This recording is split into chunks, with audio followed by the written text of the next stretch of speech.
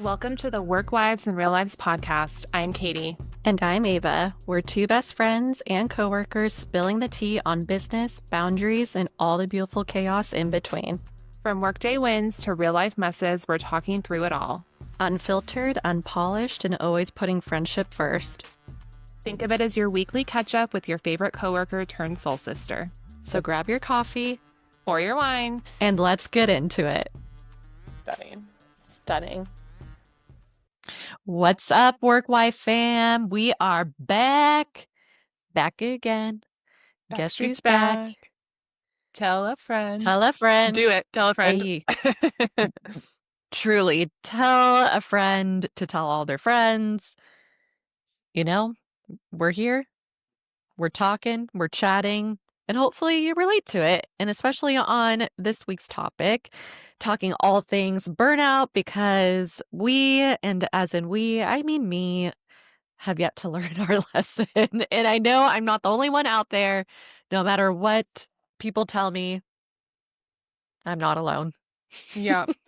I just want to say that we have received a request to identify our fan base with a name. Like if you listen to Giggly Squad, they're the Gigglers or the Toasters or whatever. So if you have suggestions, DM us on Instagram. DM us. Let us know. But it's been 2 weeks. We've been gone for a hot second. We have been gone for a hot second. We were together and we did not film together. We couldn't get it together. Crazy. We could not get it together. Life just gets crazy whenever I'm in town. And so, yeah, I traveled to California and was bopping around to the studios. And to be fair, we had a plan to film, but we both forgot. So we had a team training at one of our studios and then like a meeting after. And our plan was to film right after that. So we brought all of our equipment to the studio. And then we forgot that there was an afternoon class day at the studio. So we're like, oh, wait, there's class in 45 minutes. We're not going to be able to film. No. And then we have too much to say all the time. There was other plans already arranged for us that weekend. And so it just didn't happen. But nope. It's okay. But hopefully you enjoyed my terrible vlog. It was. Did you watch it? We never talked about it. I did. It brought back memories. It brought back memories for sure. I've never watched a vlog. I assumed there was going to be a voiceover or something. I just didn't know what to expect. There should have been just, talking. There were people talking. Majority of the time you could hear Jamie in the background. Always. Which is great. But, it was my first ever vlog, so be kind. It's shit. I understand. But I got content, which is a lot from me. Because usually I get content and I just don't post at all. I'm like, oh, cool. Look at all that I did. And never shared with the class. No one will see it.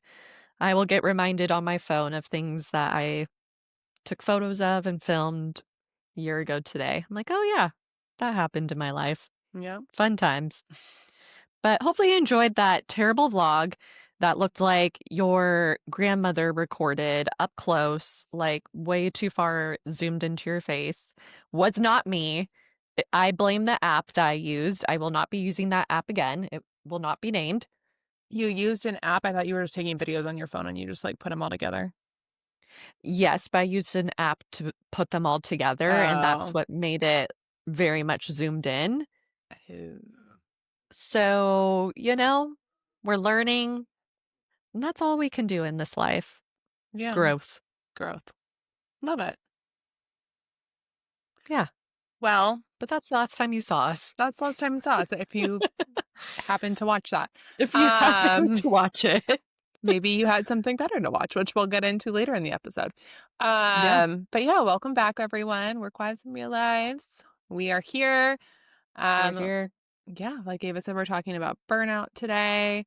And it should be a fun time. So hopefully you have a beverage of your choice. I think the light is going to be better. So I don't have my ring light. I don't know how I feel about the overhead lights. but it's now we're filming after dark now. Normally, I'm filming when the sun's setting, so anytime there's, like, a change in the window back here, that's when my computer full on freaks out, which we have not solved yet, but, it is dark. There will be no more light changes, so You hopefully will not be getting a light show today on Katie's end. I still Sad. don't understand why it looks so terrible, but, maybe I am a 3, You maybe know that guy on TikTok was right. no, you are gorgeous. He can go suck it. He's just jelly, We don't subscribe to the men on TikTok anymore, and No, thank they God. need to go outside and, as my nephew would say, touch grass. So, Oh, is that another saying? Oh my gosh. yeah, So I know I texted you this, but I feel like I just need to tell someone else this, like all of our listeners. So the 6'7" thing does not escape me. So it's there's everywhere. this new boutique that opened up near my house, and I was picking up when Ava was in town. I was picking up like to go food for dinner in this center, and we had the boutique in our studio to do like a pop up before she was opening her store. It's like women's clothing and accessories.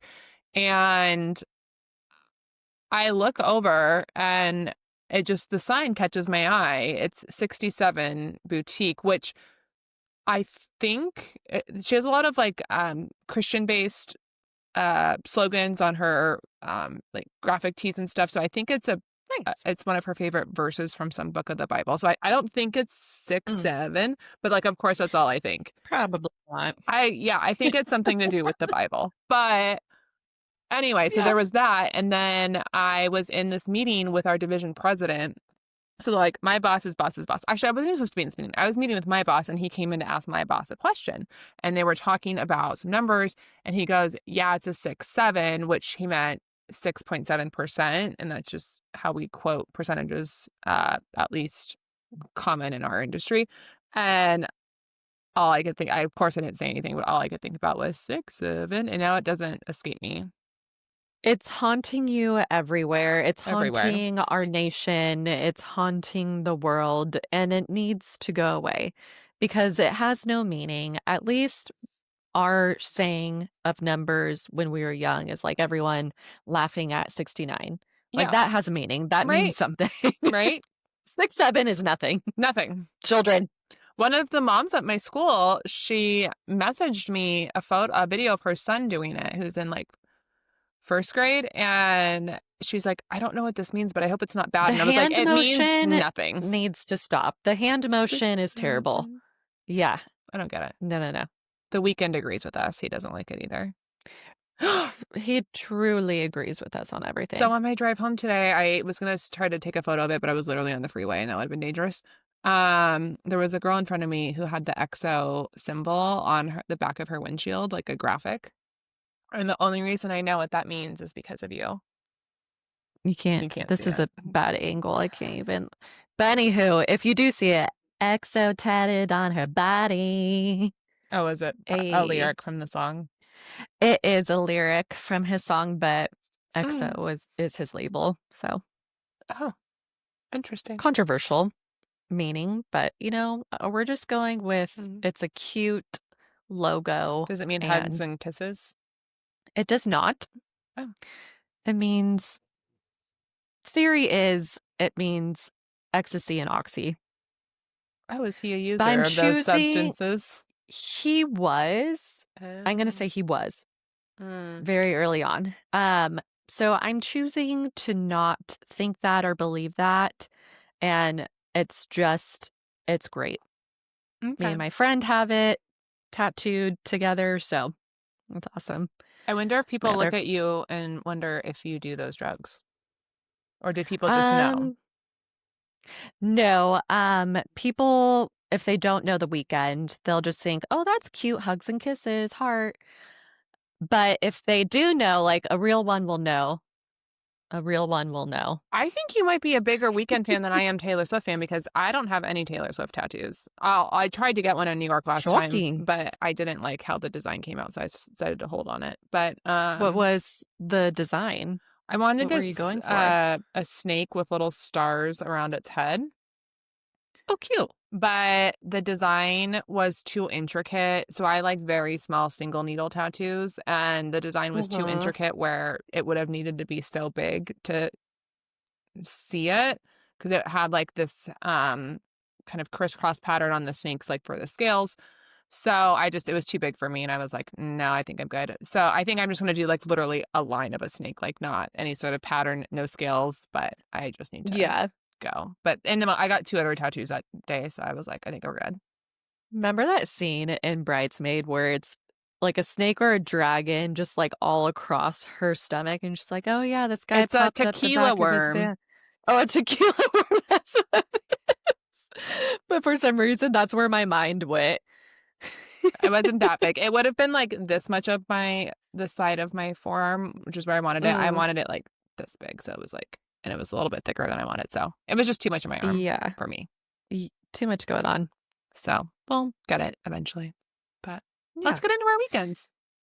Weekends, I am back in my home and I did absolutely nothing but watch a TV show that is Hmm. chef's kiss right now. What? It's not a reality show, so I feel like I can throw it in here Mm-hmm. because it did take up my weekend because I needed my husband to watch it with me because I started it with my brother when I was in California. We watched the first 2 episodes. I was like, I am hooked. I need to watch this with husband. And so when I watched it the first 2 episodes with my brother, the first scene comes on with the main character, who's Jason Clark. Do you know who this man is? No, only Jason I know I is need you Jason to Kelsey, Jason Sudeikis. Okay, well, you will know his I'm gonna face. Google Just it. look him up. If you know Jason Clark, if you don't know Jason Clark, you just need to Google him. But he popped up on the screen and I immediately went, I know this man. And my brother was Oh immediately yeah, like, from he was in Zero Dark 30? yes, but I need you to look at all the movies he's done because when he came on the screen, I said, I've met this man. I know him. And Are you gonna tell me it's the Murdoch show? Murdoch? no, my Oh. brother was like, Ava, there's no way you've met this man before. Like, he's a really famous actor. I'm like, no, no, no, I've met him before in my life. Like, I don't know where I've met this guy, Oh. but I swore I have seen him. We have like spoken with each other. Hmm. And he was like, no, he's been in so many movies. You've probably just seen him in all these movies. Yeah. And so I was looking at the movies he's done and I scrolled down and I came across one movie. Our Have you lips are come across sealed. it? Yeah. I watched that almost every single day as a child. And the second I saw him on the screen, I think my brain just immediately went back to childhood. I was like, Yeah. I know him. I've seen him. We've You know. spoken with each other. Mary Oh my Kate and gosh. Ashley Olsen movies, top tier of childhood. Like Top tier. Passport to Paris, number 1. Uh, Our Lips Are Sealed is true fantastic. cinematic experience. Billboard Dad, Billboard Dad. Oh my gosh. The New York shaking of the Minute. eggs in the Oh Ziploc yeah. bag. That's how I would make scrambled eggs as a kid. Honestly, those girls built our childhood. I was an Ashley, New York Minute. obviously, What and was the one where they were trying to make it to the Olympics in Salt Lake City? Do you remember that I one? don't. I mean, I've seen all of them, but my top ones were always. I don't remember the name of it, but my top ones were always Our Lips Are Sealed, Passport to Paris, Billboard Mm-hmm. Dad. Yep. My grandma would always have me watch To Grandmother's House I Go or whatever that one, like one of their first ones when they were like really Oh yeah, little, that's a oldie one. an oldie one. And then I liked a New York Minute. I think that was like their last one they really did. Um, excellent, excellent programming. The one where they go to London for the what's it called? The debate. Oh yeah, Oh gosh, one of you our know, new hires is going through the same program and immediately I said to her, I was like, oh, like Mary Kate and Ashley. And she's like 16, 17. She's like, what? what? I'm like, girl, let me educate you. You know You are who not all? the first to go through this. You know who also is in Our Lips Are Sealed is Megan Fox. Yes. I like what I want, and what I want this summer is Jordan. Jordan. I did not know Jason. I'll have to see him in the movie because I Wait, Jason? recognize him. No, Jason Clarke. Oh, Jason Clarke. Okay, yeah. Yeah, yeah. Other So Jason. We know too many Jasons now. I don't picture him in the movie, but I remember I loved him in Zero Dark 30. And like honestly, scrolling through, he is in a lot of stuff. But like the He only was, stuff I've seen him in is The Great Gatsby. Obviously, Our Lips Are Sealed, but I don't remember him. yeah. And then I'm pretty sure he was the one part of like witness protection program trying to get like them, right? yeah. I don't think I've I seen any of forget these the other role movies. he played, but I remember him specifically on the screen, and yeah, that's where we have met. Oh, okay.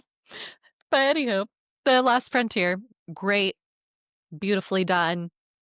There's only 3 episodes out right now. It comes out every Thursday, so I'm excited The for Last this week's. Frontier. Okay. Yeah, put it on your watch list. G Baby will love it. Honestly, I think so this past weekend, we went to a date night dinner, and I feel like one of the guys in the dinner told him about that show. Is Billy Bob Thornton in it? Sounds right. I know Woody something's in it. No, he's not in it. People are going to Johnny come at me for Knoxville this. in it. Yes, Johnny Knoxville. I got him confused. Then the Billy Bob movie was something else. But yeah. Interesting. Yeah, he's in a lot of No, Planet it's of the so Apes good. movies. Yes. But basically, plane crash, a bunch of fugitives were on the plane. There's a high profile fugitive, and they all escaped. They're in Alaska. The whole town is on lockdown, but the like main person that was the fugitive, he has a master plan and is going to take down the CIA. So Oh, interesting. I'm on episode 3. We're waiting for episode 4. So if you're watching this, we know episode 3 ended with a major plot twist that I was not prepared for. Interesting. Not prepared. I knew there was some relation between these two characters.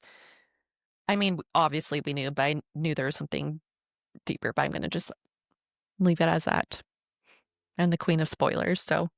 So he is in an upcoming movie. It's the sequel to Wind River. Did you ever see Wind River? I did not. It's a really good, like, kind of dark movie, but it's like a that's probably why. murder mystery. It's like a crime type thing. Devastating. Like the end, there's a scene that just like shakes me, but it's really good. There's like twists and turns, and Jeremy Renner's in it, and Mary-Kate and Ashley's younger sister. What's her name? Elizabeth Olsen. Kate. Yes, they have a daughter Ashley? named Mary-Kate and one named Kate. Yes, that tracks. Oh my God. Yeah.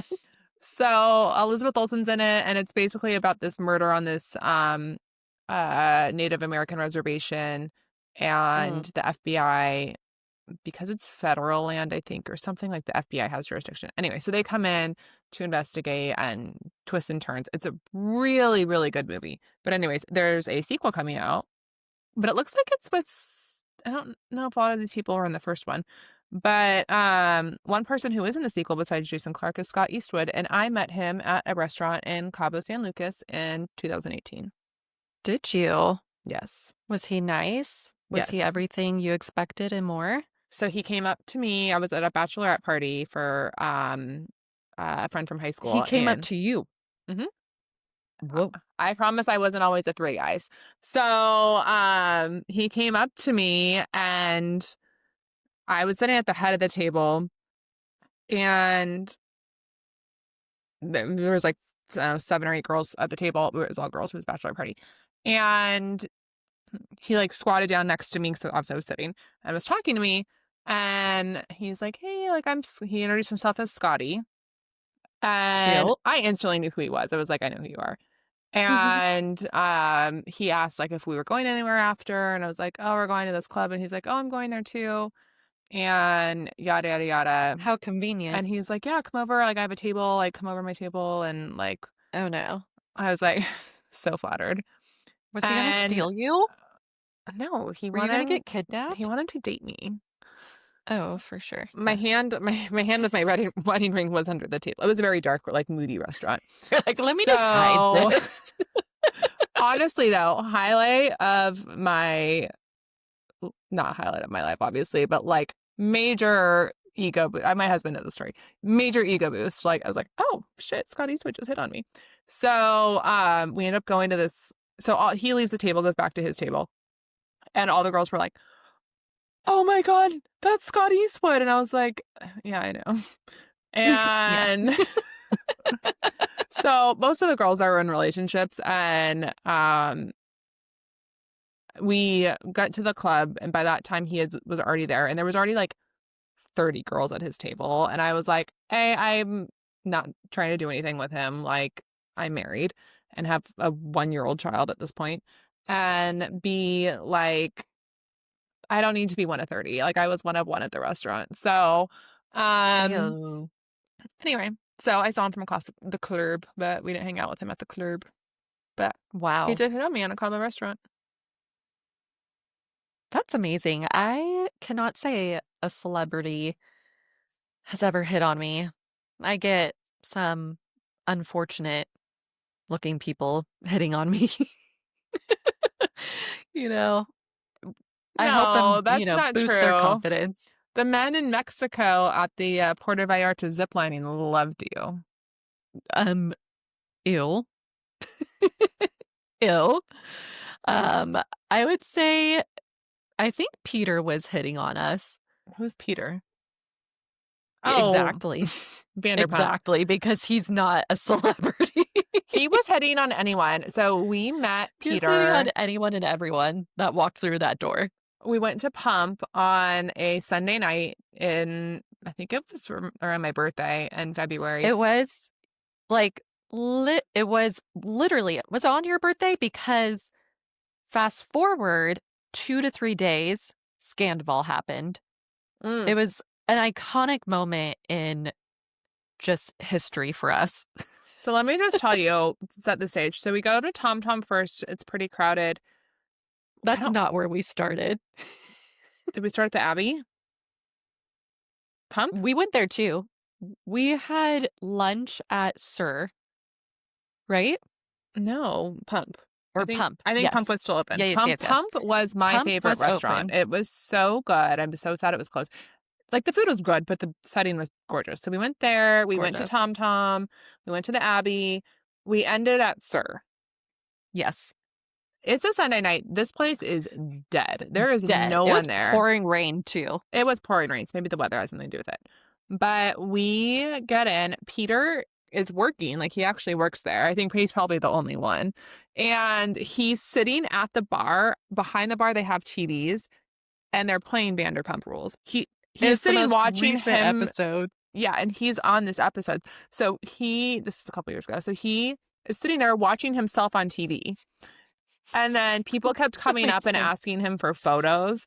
And so then he comes over to our table to offer us shots or something. And Ava goes, "What was your name?"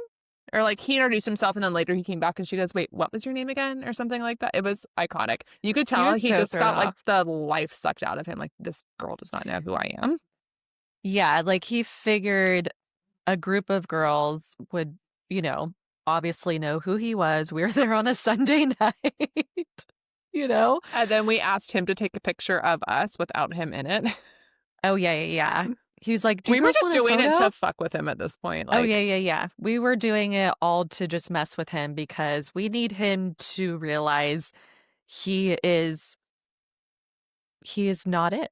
he thought I mean, very, he's very part of highly the of show. himself, Yeah. but yeah. He was, thought very highly of himself, and we needed him to know in that moment, We need to just bring him back to you ain't. reality.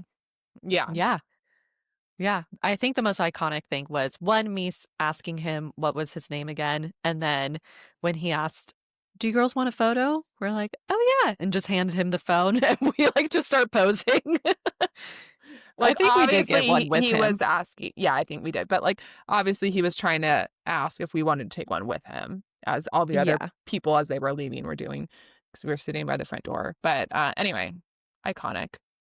Iconic. Anything else this weekend on But your end? okay, well, not this weekend, but happened yesterday while I was grocery shopping. Mm-hmm. I was trying to find a recipe in my phone and I was just like immersed in my phone. And I turned the corner down an aisle and I put whatever was in my hand in the basket. And all I hear is my name being called, but like further down the aisle. I look up and I make eye contact with this man who is not my husband, that I'm standing in front of the cart with my stuff inside of his cart. What? I put my things I had in my hand inside this man's cart, and he said nothing to me. I look up, and he kind of resembled my husband in a way. Like, they were very similarly dressed. They both had hats on. My husband's going through a phase and growing out his hair. No one encourage it. If you Wow. ever meet him or see him in real life, do not encourage it at all. But this man also had longish hair. And I look up and I was like, oh my gosh, I'm so sorry. And he just started laughing hysterically. And just behind him, or my husband just behind him, just like, what the heck, Ava? So he called your name, obviously, your husband. Yes. Yeah. Yeah. He called my name, but he was like all the way on the other end of the Mm. aisle. And he And had I the knew cart. yes, he had Mm. our cart, but this other man had his own cart, Got and it. I just Put put your what stuff was in in. my hands and inside the cart without even looking up, and then I look up and I make eye contact with not my husband. I'm like, "Oh no, Wow. I'm so sorry." What an experience. This is why I don't go to the grocery store ever. Yes, okay, I thought for a second a few days ago, I'm like, "Does Katie go to the grocery I only store?" go if there's like, I need to buy a gift card for a child's birthday. Because all I Okay, do now for kid birthday parties is we just do a Target gift card yeah, because I don't have the toy. I don't know who wants what. As a parent, I don't like getting random toys that I don't like in my house, like if they're noisy or they're slime or they're whatever. So we just do gift cards. So I either go if I have to buy a gift card or I'm going to Trader Joe's. And we probably do Trader mm, Joe's. We need to go to Trader Joe's more, but I still resent them for not being on a delivery service. I get they have like rotating items. It would be hard for them to manage that inventory, I'm sure. yeah. But I very rarely go to grocery stores. Okay, so you do everything online. Hmm. Nice. Yeah, the only time my husband will go to the grocery store more, like he likes especially to pick out meat, like steaks and stuff. Mhm. He prefers to do because there's been like one-off times where we've gotten something that expires like the next day or like whatever, they didn't check it, like, or I don't know, doesn't look good. But so it's like sometimes if we want like really good steak or something, he'll go and buy that. Yeah. But what I don't, when he goes to the store, it's usually on his way home from picking up the kids from school, and they come home with ice cream, cookies, muffins, like Oh, no. all of his crap food. And so if Yeah. I just do the ordering, none of that stuff ever makes it into the house. So I did take the kids to Trader Joe's last week though, and um, it was nice. I like Trader Joe's. It's just so chaotic there. We love TJ's. Yeah. We are a Trader Joe's family over here, although the one where we're at is quite far, but I was there yesterday. Mm. Beautiful. How was your weekend? It was busy. Yes, you're a busy gal. Friday You have night. all these friends. I'm so popular. She is just so popular. So Friday night, I taught a date night class at our Tustin studio, which I love teaching because I make my husband come, and we taught Define, which is our weightlifting class, and a few of our friends came who had never done Pure Barre before. That some of them don't live like in the area, like they wouldn't ever come naturally, but two of our friends signed up for memberships. So what up? Heyo, what up? So that was fun, and then those friends came over after to our house to watch the rest of the Dodger game. And then we had like pizza. I didn't get Valentino's though, because they were taking like, their delivery times can be long. So we Yeah. ordered from this other place and it did not sit well. And it's just not as good. Um, but it was fine. And then I got up on Saturday, went and worked out with my friend Vanessa. And then I went straight from there to teach 3 classes at the studios. And then I went and I had to like run some errands, go to a kid's soccer game. I don't think I was uh, like from waking up. It was basically like a work day because I woke up, got dressed, went straight to work out, and then went straight to teach classes. I had to go to the post office, which took forever because the line was super long. And then I stopped at Oh, was that to pick up my letter? Oh yeah, it was to pick up the letter from the Tennessee Department of Labor. It wasn't Am I in you're trouble? no, it was just like a tax filing thing for the business. So So funny.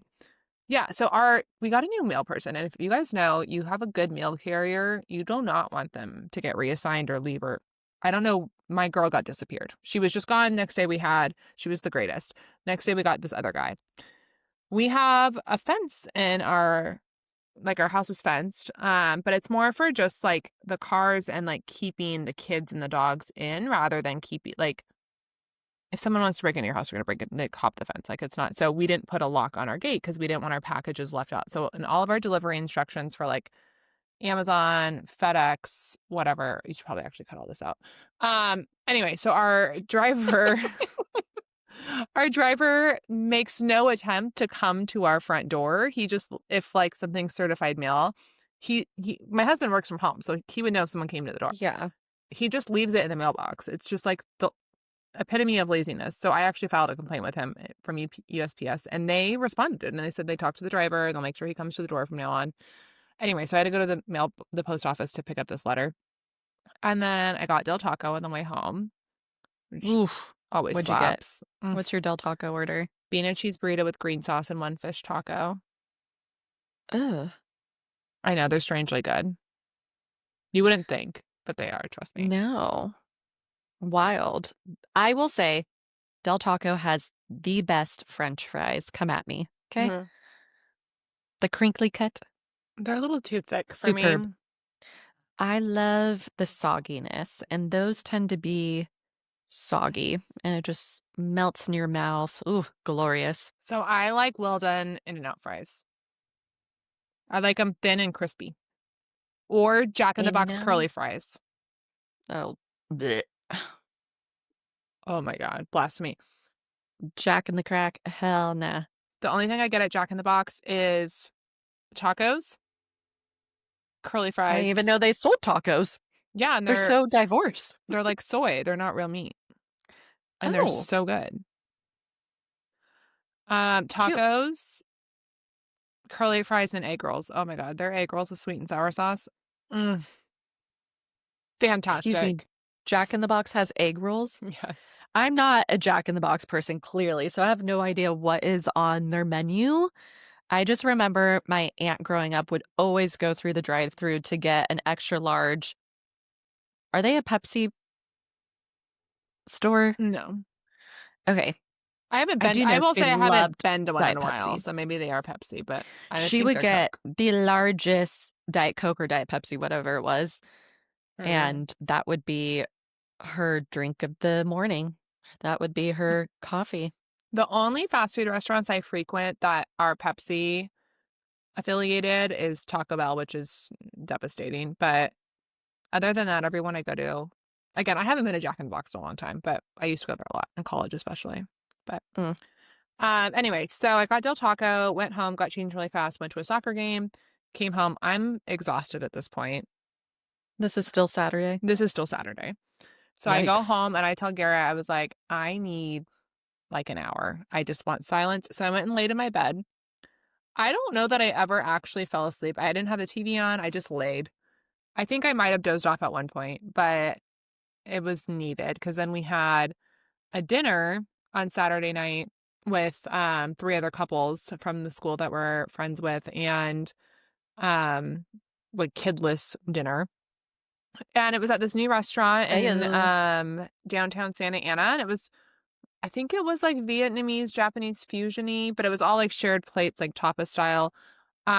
We get there, and our reservation was at 6:30. We're the first ones there of the party of 8 at 6:40. There's no parking to be had, and I don't really ever Oh, go no, to no, no. downtown Santa Not Ana, yeah, on a Saturday night. and it was right next to this, kind of concert venue or, like, theater type Oh, thing, yeah. and they were having some ABBA tribute concert that night, so there was, like, Ew. line down the wazoo for that. I'm not a So ABBA fan, sorry. no. Um So we get there and I was like, "Oh, we're checking in for Jessica's," my friend who made the reservation.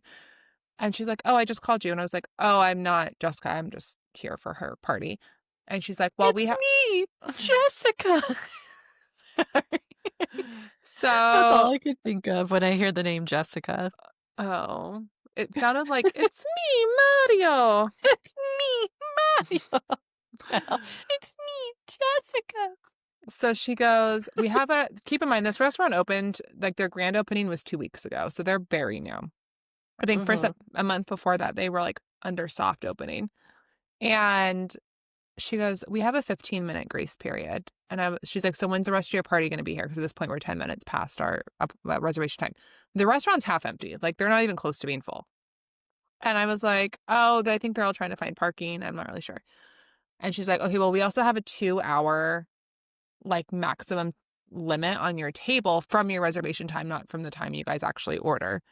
And, like, or everyone's there, whatever." I'm like, in my brain, I'm like, "You are throwing a lot of rules at me for a brand new restaurant." Like, I feel like for especially one that's not clearly full tonight, like, you have half of your tables seated, and it's almost 7 o'clock at night. So it isn't like New York where you eat at 9 o'clock. It's Orange County. So I was just like, whatever, I'll sit down and I'll just start ordering food, I guess." So they had one bartender on making drinks for the whole restaurant, and the drinks took Oh, forever. no. So I'm just like, at this point, I'm just adding, I'm like, "Okay, now I get another 20 minutes because that's how long it took me to get a glass of wine." And then I think Garrett's beer took 30 minutes. Anyway, the food the server was great. The food was excellent. Um, so I would recommend the restaurant. It's called Sonder in downtown Santa Ana. I think like the hostess was maybe, I'm sure she was just doing her job and enforcing policies, but like also I think that she came off a little harsh Strong. for a brand new restaurant that's trying to get their footing. And like when we left at 9 o'clock, so we went like 30 minutes past our allotted time, there was no one waiting for our table. The restaurant was still half empty. Like, you didn't have a reservation after us. So like if you don't have that, like don't try to come at me with your rules. I just walked in and I'm frazzled from trying to find parking for the last 15 minutes. So anywho, it was really good though. But I got severely hungover because then we went to this local bar called The Post in Villa Park after, which, I won't get into, but is, a lot of stuff goes down at The Post apparently. So Not just for people in your life. If you've ever lived in Villa Park or lived in Orange, California, you know the shit goes down at the Post no matter what, because it's and like the only bar in town.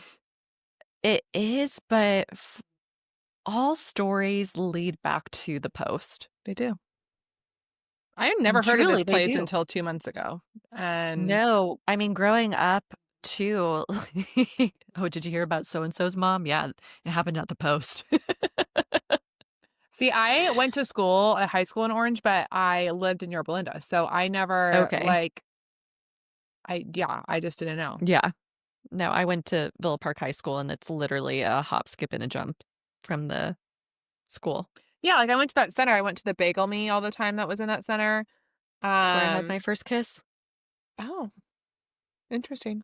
with twin number 1. Oh, twin number 1. Yes, we've talked about the twins. Um, I've heard of Rockwell's Bakery, but I didn't know they had, like, a bar aspect to Yeah. to the bakery. It was cool. I got a vodka cranberry, which Kelsey knows and Garrett knows. I only get if I'm extremely drunk and it's time for me to be in bed. Because that's like when I go to a new Yikes. dive bar at the end of a night, I'm like, that's a safe drink to order, I feel like. But also, I never drink vodka. So it's like if she's, besides if it's like an espresso martini, So Yeah. if Katie's ordering one, she's wasted. So we had one drink, Yeah. go home. I'm comatose the whole next morning. Like, I cannot function. I'm just laying in a state of unwell. And I had to Yeah. teach. We were supposed to film midday because I had to teach, and then I was going straight to a Girl Scout thing, and then we were going straight to another friend dinner. So, and then Monday night, so today's Tuesday when we're filming. Monday night when we normally film, my daughter had cotillion and I wanted to go to that. Ava has to teach early Tuesday morning, so we have to be done earlier in the night on Mondays. So anyway, it's just I'm unwell. I think I woke up and I was still drunk. I was finally done. So, but I taught an epic class, I will say. I pulled it together. I taught a good Yeah. class. It was an afternoon class, so I was not drunk anymore at that point, but I was very hungover. And then we come home for like 30 minutes change. I have to take Wyatt on this Girl Scout hike, which I was completely dreading because I felt so awful. But by the end of the hike, I was no longer hungover. So adult hangovers in your 30s, they last until 5:30 p.m. the next day. Shoot.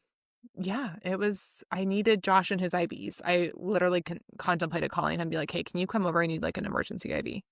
Yeah. I think my problem is the food at Sonder was really good, but I almost ate no carbs. So I had Yeah, that's the like problem. sashimi or like crudo. No. I had steak and I had a salad. And I had like one bite of like French fries and one bite of fried rice. And I, by the time we got the food, because it took so long, I think I was already 2 glasses of wine deep and I was just done at that point. So it was Dang. it was bad. And then we went to our friend's house. One of the couples we were at dinner with, they make the most amazing tacos, and we had planned this taco night a few weeks back, and so we had tacos, and it was delicious. But we had an early night, and that was my weekend. So eventful. It was very busy. I hope next weekend's not as busy, but I fear it is. I feel like every weekend for you is busy. Yeah. But in 2 weeks from when this episode drops tomorrow, I leave on my cruise. So I'm excited. Whoop, whoop. I will not be busy. You'll be busy doing other things. I know, but we won't be like on a schedule all the time. It'll just be us, so we No, can like pick and choose what we want to do. you are going to be practicing what I strive for, which is stepping back and not letting burnout take full control over the life. That's a great transition. So why don't we talk about burnout of the crazy emails we get and dive into one of those? Oh, there goes the light. It still does it. I can't help it. Look at how bright I am. Wow, she's a true angel shining in the night sky. Look at that. So we're gonna move into our dramatic email reading, and this one's a good one. It's a long one, so buckle up. It's a long one, but we'll try to go through it quick. But this is on chargebacks, and we've As they talked all about are. it before. Yeah, we've talked about it before in other episodes that there's a common theme, and like the thing to do right now is to do chargebacks on everything. And people don't understand that there are added fees added onto a chargeback. And this is where this kind of comes into play. So this ex-member who's not part of the studios anymore, she had a chargeback on a no-show fee, which is $20. And so she did a chargeback with her bank on the $20 no-show fee. We tried to contact her, didn't get a response. So we kindly sent an email just informing her of the chargeback and that she disputed the $20 no-show fee that was from X date for a booking. And then just let her know while we're always happy to work with clients on a no-show fee when they reach out to us directly. But when they file a dispute with their bank, your account gets tacked on a $25 return payment fee. And so we explained that in that email, and her response back says, I called the studio when it happened, and the lady on the phone said she would remove it. I then tried to rectify again and was told it would be removed, and it still did not happen. Clearly, no one took action on your end. Please remove the $25 charge, which is rather vindictive. I will report it to my bank as well. This is unethical business practice. I'm like, report it to your bank. It is the bank that did this. Clearly has no idea concept of what a chargeback is and how they work. And then she states, I should add, I did not give you permission to charge my card $25. Your team needs to be better with removing charges when they tell the customer it's taken care of. The fact that you took my card on file and charged it $25 without my consent is not acceptable. You can and should give me a call to rectify the issue. Strong arming people like this is terrible customer service. As mentioned below, this is unethical business practice and very unprofessional. It's I'm actually like, standard business practice because standard business you practice, did the and chargeback. you did the chargeback. Your bank applied the $25 fee. Yeah. Tell this to your bank. So then we respond. I think you probably sent this one because it's very nice. Yep. Because it's very nice. It's very nice. And she keeps responding. That's why. Hi. So we say her name, whatever. Hi. We are sorry the no-show fee was not canceled. As communicated in our member newsletters, requesting a late cancel or no-show fee waiver should be done via email, as sales staff does not have the ability to do so, and it needs to be handled by management, which we will remind our staff to inform clients when they call. But the bank assesses the $25 fee, not us, when a chargeback is filed. I can't read right now. We are happy to waive the $20 no-show fee, but have no control over the bank fee. Very nice of us. Very. She goes on. She continues, I do not have a $25 chargeback fee from my bank. What are you referring to? I'm like, am I taking crazy pills right now? So we sent her a screenshot of her account with us and says, the bank assigns a $25 fee to your Pure Bar account, which they can reverse. Like the member, I actually don't know that they will do it, but the member, her bank charged it. Like we didn't, it's nothing we initiate. It shows up automatically on their account when they do a chargeback because it's a fee from their bank from like a fraudulent charge. So she goes on. She continues, and, I do like to add screenshots, attach files, truly like screenshots. Receipts. What does she say? Proof. Receipts, proof, timeline, freaking everything. I provide it. But in this case, I can see where she was like, Pure Bar, charge me. She says, this is Pure Bar's fee from the bank. The bank doesn't have access to assign things like this to my Pure Bar account. You guys do. I have not authorized this charge you have placed on my account. Please remove my credit card from your database, blah, blah, blah, blah. Yeah. So she had canceled her membership before. This was a fee that she did a chargeback after her membership was already canceled. So she was like, after this experience, I'm very happy I canceled. Poor customer service. So we said, okay, fine. We're not talking to you anymore. Go to collections. So then a month. And which she did. She did. So then a month goes by and she gets an email from the collections agency, not anyone locally at the studio, but when your account's past due, it goes to collections. So then she forwards the email to us. And yes, go on. And yeah, in the forwarded email to us from the collections, she says, as stated in my previous email, this needs to be waived. I have called the front desk as well. This is beyond frustrating. I'm not a member any longer. And the fee that is gone into collections is the $25 bank fee from her initiating the chargeback, because we had reinstated and refunded the $20 no-show fee, which was the issue of it all. Yeah, but we literally have no ability to cancel a bank fee. It's something from their bank. No. Precisely. Educating the people of the world here. Okay, so then I respond because I've had it with this crazy. Hi, thanks for calling. for your call yelling at our employee because she literally called screaming at the front desk person as it was relayed to us. Please feel free to contact your bank about this, as you have already disputed the charge and they refunded you. Or no, there must have been something before this. Hold, please. Hold, please. So, whatever. As you have already disputed. Oh, she said she was going to she told the front desk that she was going to be contacting her bank to dispute the charge, which Mhm. she had literally already done. So, as you have already disputed the charge and they refunded you, I'm super unclear on what you're contacting them for. I love myself. But maybe they can explain the chargeback process to you. In order to have you stop contacting us in an aggressive manner, we did waive the $20 late fee as well as the $20 no-show fee that were sitting on your Pure Bar account. Again, none of these charges were actually charged to your bank. We are unable to waive the $25 chargeback fee that was issued from your bank, so that will continue to sit in your Pure Bar account, but clearly we don't expect you to actually pay it at this point. We would appreciate if you stop contacting us, and we wish you the best in your future customer service interactions.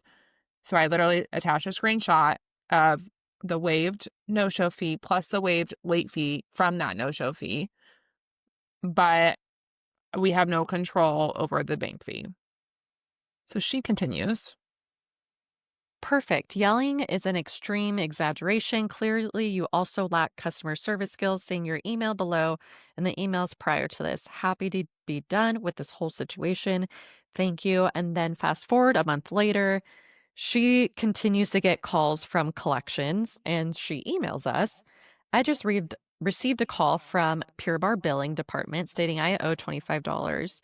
As stated previously, this fee needs to be removed from my account. Please remove and ensure billing department does not reach out again, as this fee has nothing to do with Pure Bar fees / goods received. Thanks. I'm like, we did not respond because we've exhausted so many She kept ways of calling. explaining this to her. Yeah, she doesn't understand. We At some point with crazy people, you cannot reason with them. And she kept calling No. the studio, berating our employees. She doesn't understand the $25 and how it initiated from her, not us. We already waived the fees as a courtesy of the ones that we initiated relating to her no-show and her late cancel fee. So we didn't respond to her because she's literally a psycho. All I did is I forwarded her email to our credit card processing company that literally manages this process. We have nothing to do with it. And my email, and I said, hi, can you just remove the chargeback fee from her account? All it does is it pulls out of my income stream. Essentially, if we don't get it paid and they waive it, it comes out of my deposits. But at this point, she's a psycho. So I'm done. I don't want to hear from her anymore. So I so I emailed the company and I said, hi, can you remove the chargeback fee from her account? She's literally psychotic and keeps calling and harassing my employees, and it's not worth the $25 fee at this point. So that was that. This is where the burnout comes And this is where the because burnout comes. yeah, the emails are what gets me is with major burnout because there's one studio of ours that has a large number of members. And so, without a doubt, I would say, I don't even know how many times a day I hear my phone go off as far as emails, which I should probably take off my personal phone. But I use my personal phone a lot for work because I'm bouncing around all over the place at all times. It's just not reasonable for me to have my laptop open Mm-hmm. majority of the time. And maybe this comes into why I'm so burnt out because I have created a toxic way of where I need to respond to people immediately. And if they don't hear from me within 24 hours, I feel like more often than not, they'll respond back saying it took X amount of time or something like that. And then I that's where I'm like, okay, well, I guess apparently I need to respond. Otherwise, I don't know. We're gonna lose people. We're going to touch on that. But I do want to say Ava made a big mistake today. Which mistake? So if I any, need to everybody makes mistakes. Everybody has those technically it was days, let me tell yesterday, you. I think, but Okay. we ran a campaign for former members, and the instructions were explicit to filter the list and remove. You gave me specific names, and that name was left out. And, once these people I gave have you like one name as wronged an us, example. I was like you this did. person. There's So so many people that, not so many, but there are this one was specific like a people. big one. Not a I big just person, figured but like a big instance. So we I talked have about her on removed the pod. her. We Yes. read. So this is the woman that wrote the terrible Yelp reviews of us and called our instructors fat and like said our clients were terrible and all this stuff. She had the photos. We talked about, we read it a few episodes back. The photo of us celebrating her milestone class. But we're so terrible because we don't acknowledge her. Terrible. And the photo we took Yeah. of her. Anyway, so I wake up this morning at 3 a.m. as I typically do, open my email, and there's a new 1-star review on either Google or Yelp, and it's from her. And she didn't leave any commentary, but it was just a 1 out of 5 stars. And so I like screenshot it and send it to Ava with like the Mean Girls gif of like, why are you so obsessed with me? And like, it's like she just won't go away. I'm like, it's been almost a year at this point. Like, this happened in January. Like, move on with your life. Yeah. So then today, Ava texts me and she's like, I know why we got the 1-star review. And she included her in this email campaign to former members of like, like come back to the studio. We have this like special going on. So, yeah. Let me tell you, and to my defense, that list specifically had 700 people on it. Oh. And so for me to I thought it was like remember, 100 and something. no, that was the other studio. Yeah. No, this list specifically had like 750 emails. That's fair. And I was also going through other different lead types, and there was another lead type that had, I want to say 2,000 emails. Oh. And so I'm just like going down the list. I'm like, oh my freaking gosh. I'm human. What can I say? But of course, this always happens to me. The one person, just the one that you don't want to get it, is the one that responds in some way or the other. I will say we had one member who I had an interaction with that wasn't positive and she ended up leaving. And then we got a new texting system and Ava accidentally texted her as part of a mass text, like a thing like, oh, like we miss you, whatever, come back to the studio. And she actually signed up and she's been lovely ever since. So people can't, seasons happen and who knows? Who knows? This one though, People change. this one was way worse than the person we got back. Like here, she is offensive and terrible and just a horrible human, and we don't want her back. terrible. So But this other member anywho. was not at that level. We just had a disagreement about something, and she ended up leaving, and now she's back, and she's been great. So Yes, so lovely to wake up to all those emails and things of such. And so, let's talk that's about where my burnout. burnout goes. Yeah, That's where it goes. Death by 1,000 emails. death by 1,000 emails. I don't know. How many emails do people get in a day in a like corporate world? I have no idea. My last job was really bad. Yeah. 20 plus a day. This job is not bad. I get like a couple a day maybe because it's, again, I was in a state of burnout at my last job, which I didn't recognize in the moment till I left. I literally got shingles after I left. And I had no idea. Well, someone at my last company got shingles and it was like really bad. Like he had to be hospitalized and he's like my age. Like I thought only old people got shingles. And I remember it was like right after I started at my new job and it started on my leg, which I guess is a little unusual, but anytime like I wear like wide-legged pants a lot, and anytime my pants would like brush against my leg, it was extremely painful. Not where the actual rash was. So at first I thought it was spider bites. But it was like kind of those were on the inside of my leg and it was kind of on the top of my leg. And I was like, this is weird. So like, I don't know, a week goes by. It's not getting any better. And I see Amy. I was dropping off Wyatt at Amy's house and I was explaining, I was like, yeah, about this weird bug bite and like my leg, like not right where it is, but like on top is like super sensitive to any sort of touch. Like it's like feels like I'm being like burned or like scratched or something. She looks at it, she's like, that's shingles. And I was like, hmm. And so I went straight to urgent care, and shingles is typically induced by stress. And Yeah. I was like, this is the least stressed I've ever been in my entire life, like as an adult. Like I'm not stressed out right now. I mean, the situation's stressing me out because I don't want shingles, but like I think literally my body went through such a shock of like this constant state of burnout and stress to like actually being comfortable and like not stressing about work every day. I think it was like the opposite Yeah. effect. So I definitely feel the stress, like the burnout too. I'm not currently in that mode, which I'm very happy for, but um it definitely was there like towards the end of my last company. Yeah. A fly. Oh no, why? Oh. I'd like to shout out to Lebo. They're a Paso Robles winemaker, and this one is the best. It's Warm Regards. It's got a snake, so obviously reputation. It's mostly Grenache, which is our favorite wine. It is so good. So shout out to Lebo.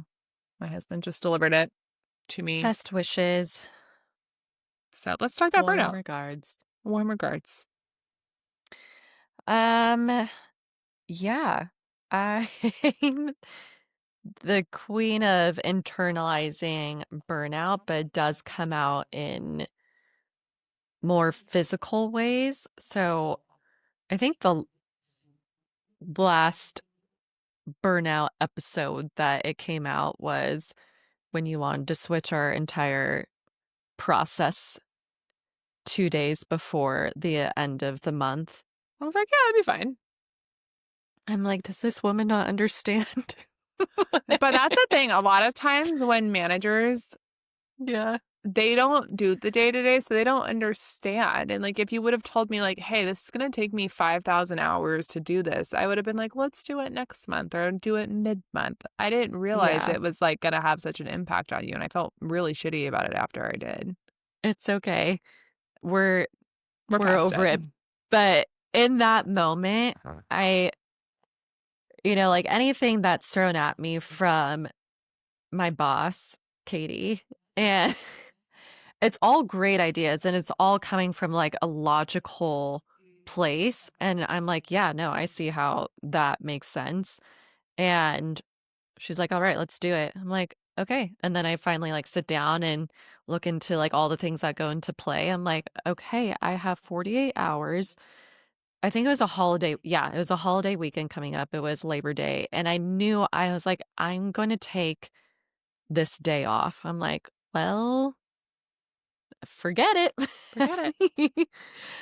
Instead, I'm working all weekend. Sorry. And so my body just immediately freaked out. So I was dropped in early years of dancing when I started learning how to do partnered dance. And my partner at the time threw me up in the air, lost control of me. I landed flat on my back. He landed right on top of me. I was maybe 13, 14 at the time. And so after that happened, I had some back issues. And then the first time I experienced like a full spasm to the point where I couldn't get out of bed was the weekend leading up to a huge performance. And at the same time, there's a lot of stuff that was going on in my personal life. It was my senior year of high school. My parents were starting the beginnings of their divorce. There was a lot that had happened that summer before with family members, death, a whole bunch of stuff. And it was like December. I was starting the process of figuring out where I was going to college. I just got accepted to these colleges, but then I wasn't quite sure like what was I going to do with dance. Like I knew it wasn't going to be just like college dance. I don't know. I always felt I was made for something more, you know. Luckily, Rhonda But agreed. Rhonda agreed, and she was the one that sent in my application, not application, but a video of me. We'll talk about that later at some other point. But um, my body fully, everything just came out to a point where I physically could not get out of bed. And it was the day before a full show of the Nutcracker. And I was Sugar Plum and Clara, which is very unique. I don't know. There are companies and places that do both parts. If you've ever seen the Nutcracker, there's the Sugar Plum Fairy, and then there's Clara. They're basically both on stage the entire time. And so in that case, I was on stage the whole performance, which is about a 3-hour performance total. And I was basically Taylor Swift, a life of a showgirl. Is this why you will um, never see the Nutcracker with me? I'm I've seen it and I've been a part of it so many years that anytime I hear the songs, it's like nails on a chalkboard. I'm not fully recovered or healed from that time in my life. At some point, I will see it, and my mom does get sad that I won't go to the Nutcracker with her, but if I know mentally and emotionally, if I were to see that specific ballet, it would wreck me. I don't know. Yeah. I just can't put myself there. And so anytime I get overworked, overwhelmed, my body will react immediately to the point where the whole right side of my body locks up. And the last time I went into like full burnout was when we changed processes recently, and the whole right side of my body, all it took was for like one little turn of my head and everything just like spasmed and I was Hmm. stuck. And it's like the most excruciating thing too. So that's how my body experiences burnout. And that's when I know, like, okay, I need to slow down, which is terrible. That it takes me to get to that point sometimes. I've done better at trying to manage things better, not fully. There's some improvements, some, maybe. Yeah, I will get into some like mechanisms you can use for sure that have Yes, worked. I would I love think to hear. yeah, I think for me, like I think I was burned out this weekend and it wasn't necessarily Uh-huh. related to my job, but I am naturally an introvert. And so social extended social settings really overwhelm me. And Mm. for the most part in my job, I have very few meetings a week. I'm mostly just in my office working on the things I need to work on, but I'm by myself.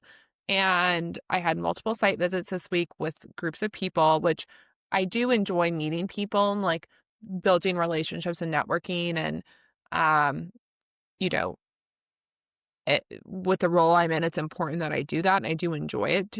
But when it's like so much in one week, I probably overcommitted myself. And then I taught 5 classes this weekend, which I never have taught that much in a 3-day period. I'm Ava does this like every week. I, I just can't. It's just not in my You hear my DNA. little laugh. I was just like, You're like, that's one day for me. But like that's when, for me, that's just not how I'm programmed. Like I do enjoy yeah. teaching, but like that was me overcommitting in one weekend. Like that, it was just too much for me. And then to have 3 nights in a row of social events with friends, I think like my body, I was definitely hungover on Sunday, but I think I was in full shutdown mode. Like even Saturday afternoon before we went to dinner, where I was just like, I need an hour to myself. I literally just went and laid. Yeah. And then like I could not literally move on Sunday. And I think obviously the hangover was a large part of it, but I think I was just like toast. And it's the worst couple nights of sleep I've had Sunday night and last night. I think I'm just like in full Mm. recovery mode. But I think, one thing at my last job that I recognized now being out of it as things that contributed to the burnout. And it was a lot of it was self-induced, right? Like we want to appear, not appear, but like I love being busy. I love adding value. I love getting my hands in things. And I Mhm. felt, I think if I did all of that, it was going to lead to a promotion or to, whatever I was trying to achieve. And a lot of times it does, but like there's a cost with that, right? And then when I realized it wasn't going to lead to that in the time frame I wanted to, I was like, well, then I think I'm good. Um, but one thing that I really tried to change towards the end, which I did get better, and I think I've talked a little bit about this, is I used to always, when I was on vacation, even if I didn't bring my computer, my work computer, I would be answering emails every day on a vacation. Like, there was no off switch for me for that. Like, I wouldn't take calls and stuff unless it was like an emergency, which in reality, nothing in my job is actually an emergency. I'm not a doctor. I'm not on the front lines or anything like that. Like, n- we're not saving lives in what I do. And so, um, I was always on. And so, one thing I intentionally stopped doing is when I would go on vacation, I think deleting the email app is a little bit too much because it's just a lot of work to like reset it up and stuff like that. But I would turn off notifications for my work email. And that alone, just not seeing the pop up, even though I saw the little red numbers in the corner of my app tick up and up and up, I Yeah. would I would turn off the notifications and just not having the, like, temptation of reading what the email was and, like, the preview that shows up, that was a game changer for me, and so, like, that's something I would recommend to people. If you're on PTO, use your PTO. Like, if you're having a day off, and I'm telling you you're having a day off, turn off your notifications, turn off everything. If there is an actual emergency, you will be called. Nothing's going to come through your email or your work messaging app for an emergency, or it shouldn't at least. Um, and so that was like one little step I took. Um, but I would say that just turning off your email notifications alone is like a baby step when you're on vacation or whatever, or setting, like we do this with our team Slack, we set notification hours. So you're only going to get notifications within these hours. It really allows people the kind of mental freedom of like having to always feel like they have to be on because they're not getting notified all the time of X, Y, and Z notifications that are coming through. Right. No, So, that's good. I'll get there. You would I know what we're doing, we're not saving lives, but some of the times these emails, you would assume we are. oh yeah, Hello, because Everett. everyone's problem, yeah, he's just gonna be here. I have no idea. Where's your dad? Can I help you? He's watching a movie. Yeah, can I help you with something? Daddy mean to me. Daddy's mean to you? What did he do? He put me in my room. He put you in your room. Did you do something bad? Yeah. Yeah, what'd you do? I accidentally left the fridge You left open. the fridge open? Okay. Can I have a kiss? Okay. Yeah. Can you give me a little bit and I'll come hang out with you? Okay. Okay. I love you. Can you shut the door behind you? For your daily interruption of the children. There you go. The children. The It's children. sweet. It's, It's I cute. love him. He's so little. He is so little. But yeah, I feel like burnout looks different on everyone, whether it's like perfectionism, people pleasing, I'll just do it myself type thing. I feel like those are constant things that go on in my brain. And like you said too, it's more as though coming from a place of like, okay, I want to build my portfolio. I want to build my resume. I want to be a valuable employee, part of the team. I want to be valuable to the business. I want to see it succeed because when I succeed in something, the team succeeds in something or the business succeeds in something. And so that weighs heavy. I think one thing that I encountered a lot with training younger managers is Mm, and I totally hear it, like, right? Like, it's it's easier and faster for me to do something than it would be to train this person, especially if they're not getting it, to Yeah. train this person to do it. But if you put in the time initially to train them, that pays you back at the end. So yes, it is a bit of a more upfront commitment for the 1 or 2 times you have to walk them through a scenario or a process or whatever, but that's gonna free up your mental load later to Yes. focus on the bigger picture, to focus on the higher level things that you wanna eventually move up and do, where you don't have that time now because you are putting out all the fires yourself instead of training someone else to do it. And I get that that's harder, you don't want people to think that you're replaceable. I definitely had moments like that in my career in the corporate world, but it really held me back from for a time of being able to move up and be part of something bigger and better, or not better, but, like, just that kind of next level of where I wanted to get to. Because as you move up Yeah. in a company, especially, your tasks are typically less because you're doing more leadership type things, and that's where I wanted to get to, but it was so easy for me to fall into the task thing of, like, my Mhm. associates having trouble executing X, Y, and Z. I know I can do this really quickly, let me just do it for them. But then they're Right. also not growing, they're not learning. If you're not growing the people under you, it's hard for you to grow because you need a backup for your role. So if no one knows how to do that, then you can't get elevated. And so it's definitely a double-edged sword of like I'm burnt out because I'm doing all the things, but I also like want to appear busy or I want to be as productive as I can be. And maybe if I delegate to someone or I train them, it's going to come off as like I'm no longer valuable. So I definitely get that's a fear because I had it at one point. But I do think that that will A, free up your plate so you don't get run into that burnout, and B, growing Mhm. people is actually, like, probably the hardest part of any job, and, like, people Yeah. management in general is the hardest part of any job, and so growing and nurturing and, like, seeing people under you grow actually looks makes you look really strong as a manager to your boss, so Yeah. And I feel like that's where I really want to focus in on what I do too. Do you have any tips from growing people underneath you? Something like you saw that was valuable and a takeaway from their growth? I think one thing I would try to do when I was trying to train someone on something new or give them feedback here goes my lighting again. She's angelic. Right She's on time for glowing. my TED Talk. Um, I would explain something to someone, and then I would ask them to explain it back to me Oh, to see what their uh-huh. comprehension level was.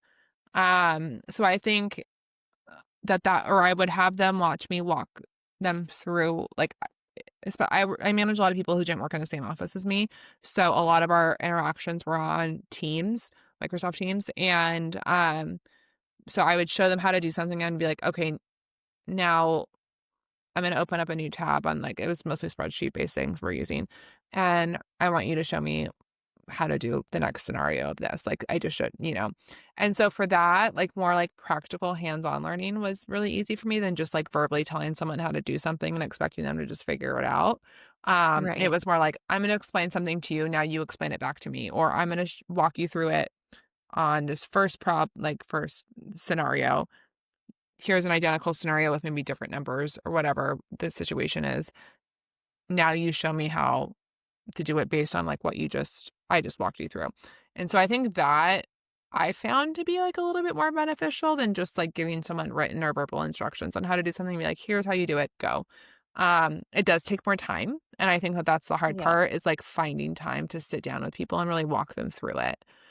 Right. Um, but I think if you can free up your time by delegating the things you can in the moment for to people that might actually be able to do it, it allows you to divert more of your time into training people to learn things that they actually need to learn. And at the end of the day, all of that like is going to lead you to having more time, more space, less burnout if you can spread the wealth of all the work versus you just internalizing and taking all of it on. Right. No, that's really good. I like that. Yeah. And then I Something think I'm gonna put into practice. yeah, and then I think too like we talked about like having off hours, like turning the notifications off, even if it's not fully off of your personal device, or make sure you're finding something that recharges you. Like something I've been doing recently is taking my dog for walks in the morning, but I don't bring my headphones anymore.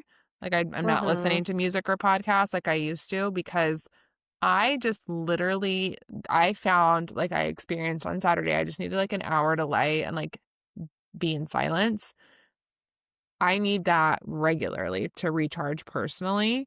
And I was finding that like listening to something or like being on my phone, it was still a distraction and it wasn't allowing me to like fully reset. And so now when I go on my walks with my dog in the morning, I I don't listen to anything. It's literally just silence. It's just me and her. And when I did the Girl Scout hike this past weekend, Wyatt loved it. She was like, I want to go on more of these. And I was like, yeah, I'd love to take you. And then one of the moms I was talking to about how I go, walk my dog in this area um, several times a week. And she's like, oh, would you think like Wyatt would want to wake up early and go with you? And I was like, that's kind of like No. my, It's my A, I time. don't think she would wake up that early, but B, like, this is like my time for silence. And I really like, Yeah. my life is chaotic. My job is less chaotic, but it's still interfacing with people. And like, as a natural Right. introvert, I need that quiet, like, space to myself. So, yeah, I think just finding a restorative space for yourself or exercise or time or Oh, workout, yeah. like whatever it is. And for you, I'm going to tell you, like, it's probably not going to take purebred classes. Like, I'm sure it's like your hot girl walks or your, you Oh, know, yeah. The amount of whatever. walks I do a day just because of the dogs I have, and then 2, like, I do work out, but it's tough when your job is instructing workout classes and you do it on a regular basis.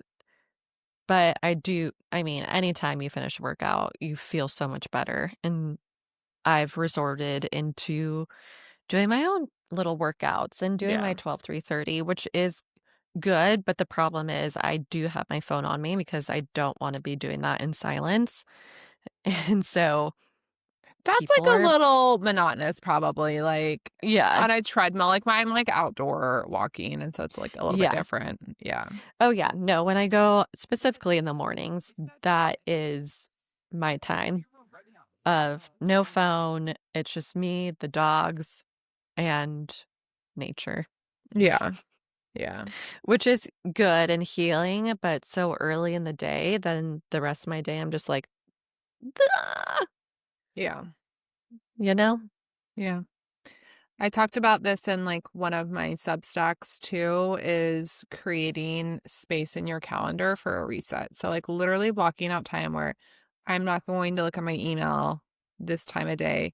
Or if you're in meetings, if you're in a situation where you're in meetings all day, like, this is the time I'm going to set aside to look at my email, depending on Yeah, like what your circumstance is. But like, s- setting aside blocks to work out in your day or do whatever your restorative practice is, setting aside time for downtime, like, and I think that that's so important in creating those time blocks of making sure setting aside time to eat lunch or go to the like 15-minute breaks to go to the bathroom, like whatever it is that's holding you back or like impeding your time, setting aside time for that in your calendar with literal calendar blocks where no one can book over them, or even if it's just for yourself, like studying, okay, now it's my time to go do X, Y, and Z.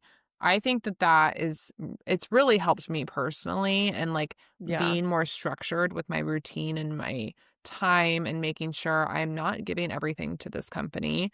Um, that probably doesn't sound right, but like I'm making sure I'm protecting my own space and my own well-being too. And I'm not just like diving full force into what everyone needs at this company at any given moment because probably like majority of jobs in this country, like you're probably not saving a life in the moment. There are doctors and first responders and all these things like super important and like, you know, jobs that unfortunately do have that, but a lot of us don't. And so I think that where you can finding that space to create balance for yourself is like super important. So that's what I'll leave you with. I love it, and I'm taking it with me. Yeah. Taking it with me. I'm doing better. I finally forced Ava to take 2 half days off a day. Well, Yes. all of Saturdays and Wednesday nights for now. Wednesday nights. Yes. And it's been I feel like a transitional period ever since July. There was some like shift in roles and changes. And I was like, oh, shoot, there goes my days off. But now things are kind of restructured again, and I can do that. It was funny because Saturday was this past Saturday is supposed to be, it was like first Saturday off in a while, like where she was just like not responding to emails, not responding to messages. Like we had an authority matrix of like who you reached out to if you had a question, whatever. And I kept getting messages in Slack from Eva, and I was like, you were not supposed to be working today. And she was I like, just liked things or, well, some of them you had pre-scheduled, which is oh, yeah, fine. You yeah. had pre-scheduled messages to send on Friday, which I do that too. I pre-schedule emails to send and stuff. But I was like, you're not supposed to be working. It's your first day off. And for the most part, you didn't. No, I saw things. I did not. I liked things. I did a little response to something, but I was so bloody bored. There was nothing going on. I was by myself. I had taught that morning. I had already taken the dogs down towards the lake. We had a nice walk. We got coffee and pup cups, and then I came back home. I made some sourdough discard recipes, and I just sat and waited for my husband to come home the whole day. Mm. I was like, this sucks. And you were so busy with your other friends. And so I had like no one to talk to. I wasn't even busy with them till dinner. It was just like Yeah. literally my schedule of events all day. I was just doing something literally all day long until it was time for me to be comatose and then get ready for dinner. It was just like Yeah. nonstop. That was a rough day. This weekend, I think, should be better. So we'll see next week how we land. Cute. Yeah. Cute. Well, that's it for Burnout. Any final thoughts?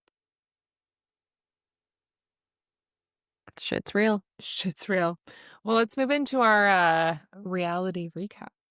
Reality recap. The only true reality shows I'm watching are Real Housewives of Salt Lake City, Dancing with the Stars, Dancing with the Stars, Chef's Kiss. I was in the middle of watching tonight's Wicked episode. Stunning performances. Can't wait to watch the rest. I'm nervous to see the elimination because my boy Andy needs to stay. Oh, he's so cute. He's just everything pure and joyful. Yeah. Yeah. Whitney is a beautiful dancer. Salt Lake City or Secret Mormons Wives. I'm disappointed that for Jan's first season, he's with Jen Affleck because I can't stand her. Does she have dance experience? Like, was she a I dancer? don't think she has like Whitney dance experience. Okay. But she's probably like a cheerleader or something. Like I don't think she's like a novice to dance, but I don't think she's like Whitney's level dance. Like Whitney was like borderline like professional dancer. I love Robert Irwin. And then his partner Whitney is really good. Daniela, favorite pro for me is Daniela. She's so good. So Dylan Efron, obviously Stan. There's a lot of good people this season. So many good people, so much great Even content. Meredith Blake from Parent Trap. Yes, and she was a dancer back in the day, but she was in an accident. She was hit by a car, and so she's got stuff in her feet. Don't know what, but I didn't realize she's 54 She looks great. years old. She looks great. She's doing great. She's killing it. Yeah. 10 out of 10 this season. Did you watch? You don't watch Miami still, right? No. Okay, No. so the reunion ended, so I just need to recap really quickly. So basically, this one wife who's on the show, who they've already announced, I think she's not coming back next season. She came across terribly this season, like just Woo. awful. She's a lesbian, and so Okay. her best friend on the show, they were always like flirty, like she's just a flirty person, but she is married to this famous tennis star from back in the day, and they just adopted 2 boys. And she's probably like in her 50s or something. That doesn't matter, but like just she in the first end of the first of the 3-part reunion said that the reason that she wasn't friends with her ex-best friend anymore was because they had had an affair like 2 seasons ago in the Hamptons when they went on this cast trip. Oh, Like they no. had like slept together. And Yeah. so then it picks up and the friend Adriana was like, we never like did it. There was like kind of cuddling and like some kissing, but like we didn't actually like do anything like that intimate. And then Adriana whips out that this dark secret. Now that you've opened the door, I was never gonna like put your marriage on the line, like whatever, but since you've opened the door, you've been having an affair with a Haitian mortician. Okay, And yes, I keep seeing this little clip pop up. Tell me more. so she just like claims that Julia's been having an affair with this Haitian mortician. I think she's bisexual because she was with guys before.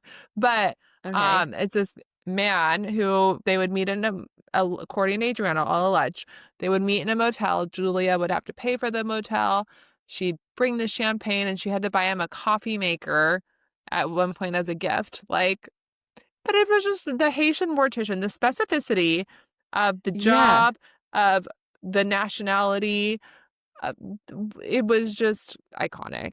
And a e- motel. everything after that, who knows what happened. But the Haitian mortician, Wow. if that person is not found and he is not brought out at BravoCon, like The internet tragic. needs to find him, and We they need will. we need the Haitian mortician. He he will come to light. Oh, I'm also watching Love is Blind. I heard it's That is something terrible. I did watch Saturday on my day off, but it was more like in the background because the pods are not interesting at all. It needs to be maybe like 2 episodes of the pods and then the rest is like them in real life. Um it's always so interesting, and for me, love is not blind. You made me watch that show last season with And you. yeah, and it was a terrible I season. didn't like it, so I think I'm The good. first season I watched with was the what is she? The Megan Fox lookalike. Oh, yes. That was a great season. And I mean, there's great moments and like great lines that people say, but yeah, it's for the most part kind of snooze fest. And there's some like cute couples, but ones I'm just like, are you kidding me? Yeah. Yeah. So I'm gonna continue watching just to see like who actually makes it through the weddings. Yeah, I'm We shall probably see. not But gonna it takes watch it. place in Denver, so that's fun.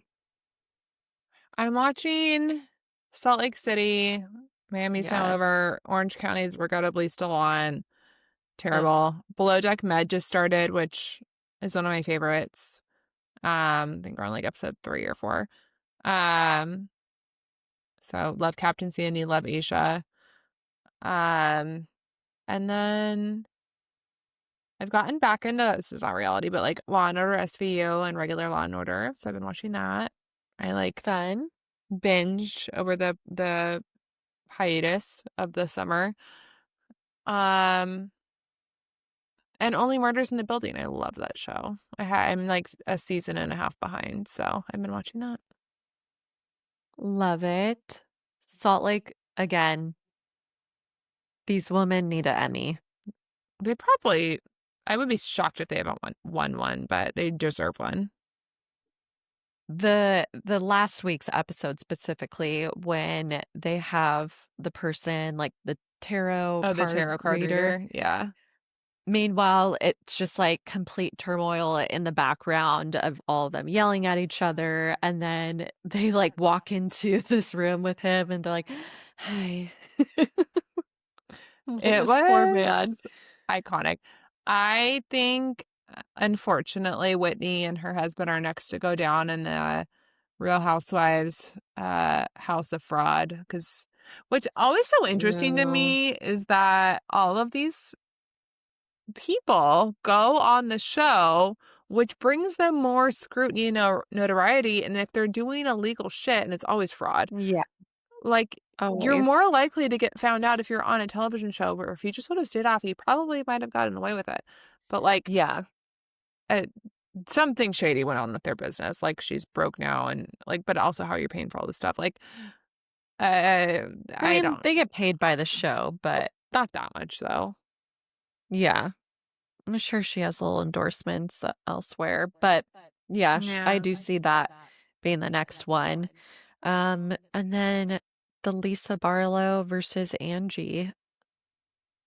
They're just it's just the same it started like, I do enjoy it, but they're starting to have, like, the same argument over and over where it's just like, "Ugh, Over and over I'm again. done." My favorite part, though, was the tarot card reader telling Angie that Electra's horse is gonna have an injury.